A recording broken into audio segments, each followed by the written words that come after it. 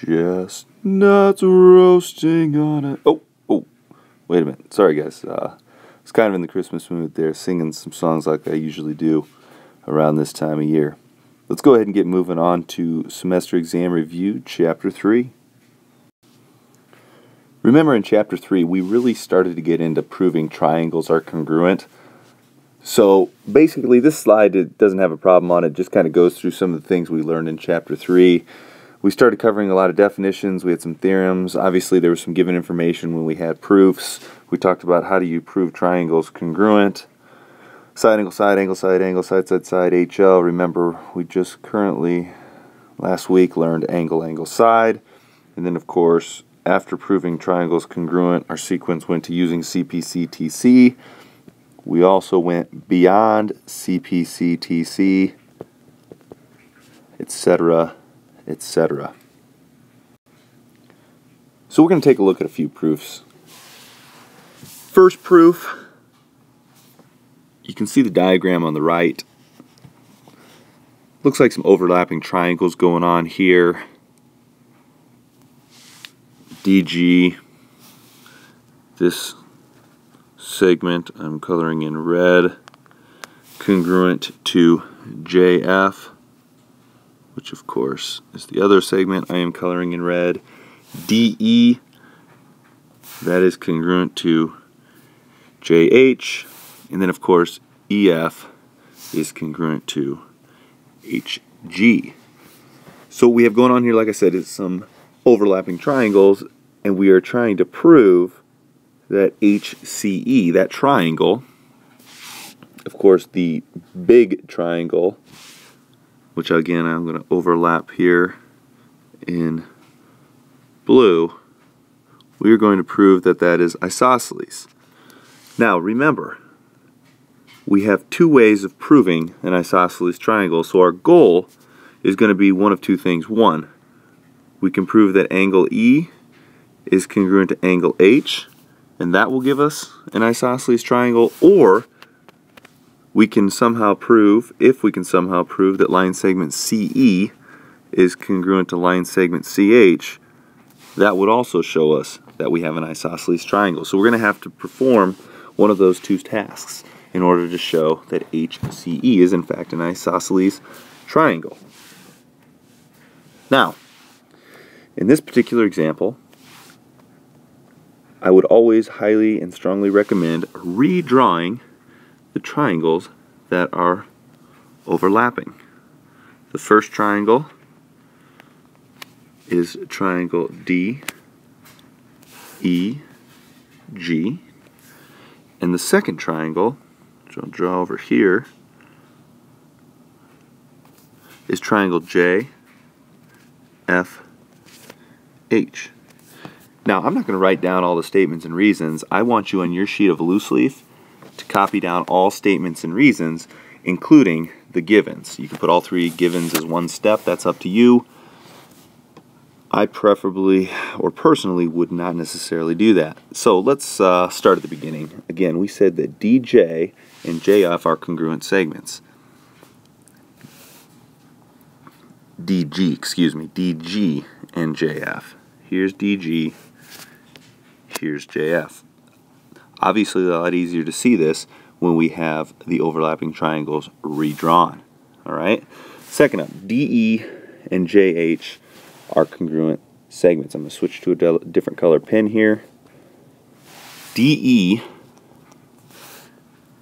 and JF, again, very easy to see.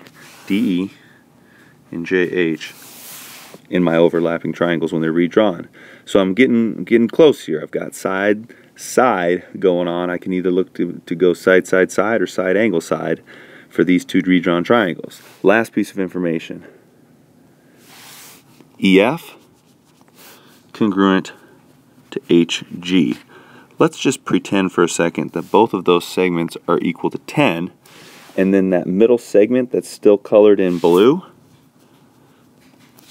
let's just pretend that is, I don't know, 8 units. Think about what you would do next.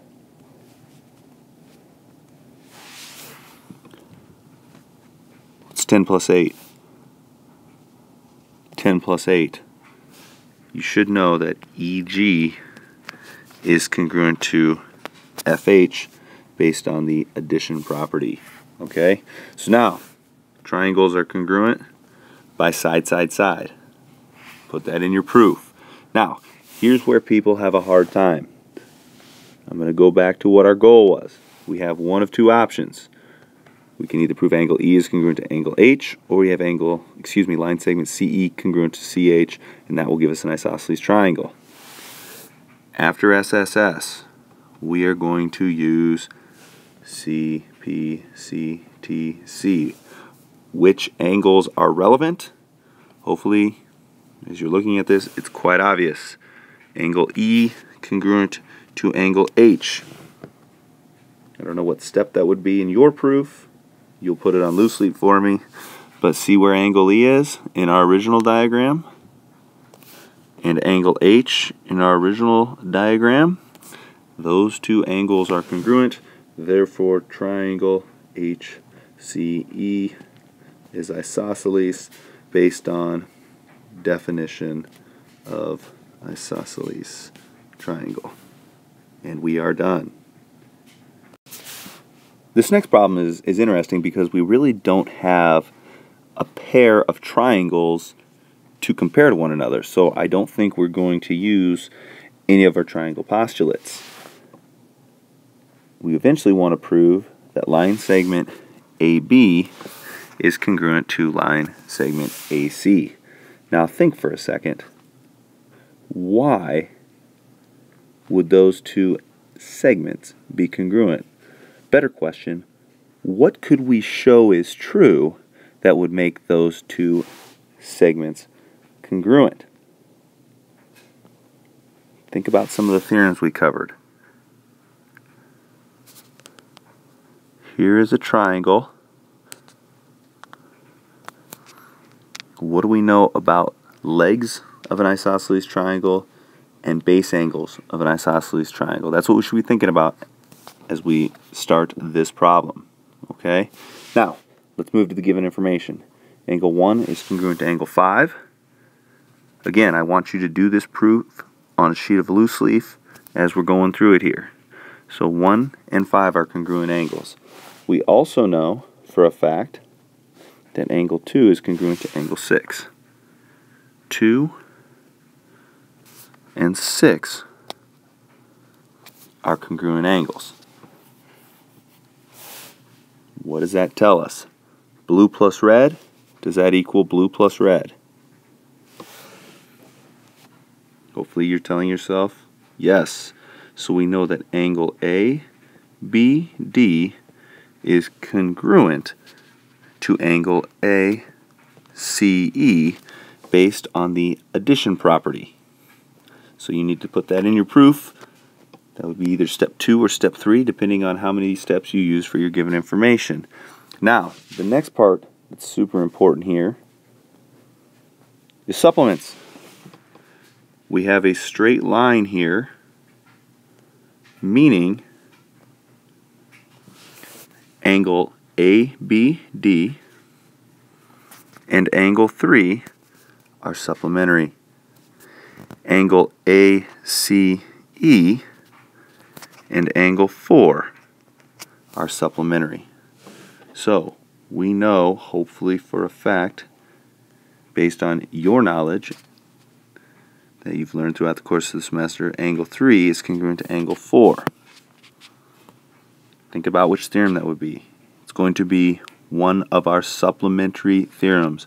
I want you to figure that one out. You should be able to figure that one out without too many problems. Now, if angle 3 is congruent to angle 4, we know that our proof statement is true, because if the base angles of an isosceles triangle are congruent, then the opposite sides are congruent as well, and we are done with this proof. For our third proof, I'm asking you to prove that segment PR is a median. Make sure you know for the final exam what an altitude is and what a median is. If you don't know those terms, look them up in your book. You should know those. If you don't, look them up. Spend some time studying those two terms. And as we look at this problem, and we take a look at the given information, we have a circle, circle P, and then we have an angle bisector. Ray PR is going to bisect angle KPM. Now, median, getting back to that term I was just talking about. A median is a line segment in a triangle that goes from a vertex of a triangle to the opposite side, and what it does is it cuts that opposite side into two equal parts. So if we want to prove that PR is a median, our goal is to show KR congruent to RM. If we can show that KR and RM are congruent segments, we know in fact that line segment PR must be a median. So, to start this proof, again, I want you to put this on paper. I want you to label this question number 3 from this third exam review and write a good solid proof here. So we have circle P as a given, and of course when we have a circle, we're more than likely going to talk about radii being congruent. In this case, PK is congruent to PM. Why all radii are congruent. Also, second given, ray PR bisects angle KPM. That of course tells us that angle KPR and angle MPR are congruent. Now at this point, we are looking to prove triangles congruent. There's two ways we can do that. You could either use the reflexive property, PR is congruent to PR, and use side angle side, or if you like, you can say angle M is congruent to angle K, because if legs then angles congruent, you can use that theorem and go with angle side angle. It doesn't matter. You choose, totally personal preference. Now, either way that you use to prove the two triangles are congruent, which of course you need to get in your proof, once you prove triangles congruent, you are going to use CPC-TC. Remember what our goal was. We are going to use CPC-TC to show that KR is congruent to MR, which means you can get to your last step. PR is a median based on the definition of a median. The next problem I have for you is an algebra problem. You need to know the theorem we've already talked about multiple times in this review. If you have an isosceles triangle and the legs are congruent, that means the two base angles are also congruent. So this equation should be fairly simple to set up. We know that x squared minus 6x is going to equal 55 degrees. Excuse me. Now, subtract 55. Set our equation equal to 0. I want you guys to factor on your own. Get this on your loose leaf. And then after you factor, I want you to get your two x values. Again, I'm not sure if one or both x values are going to fulfill the requirements you need for this problem. I'm kind of looking at the question at the top. You could actually find the vertex angle without doing any work here. I know for a fact that the vertex angle is going to be 70 degrees. So more than likely on the exam, I wouldn't ask you to find the vertex angle. I would probably ask you to find x. Because really, you don't have to set up any equation to tell me that the vertex angle is 70 degrees. Why? Because I know the two base angles have to both be 55 degrees. And that tells me 55 and 55 adds up to 110. And then in a triangle, since there's 180 degrees, 180 minus 110 is 70 degrees. But what I would ask you is to find the two x values and tell me which one or which two x values can be plugged in correctly. Do that on loose leaf. The last slide here just goes through some terms that were also covered in Chapter 3. I've already talked about it once. I'll say it again. You need to know the difference between an altitude and a median. You need to know the definition of both those terms. We also dealt with different types of triangles. We had a scalene triangle, isosceles, equilateral, equiangular, acute, right, and obtuse triangles covered in Chapter 3. One problem that I generally give on the final exam deals with the diagram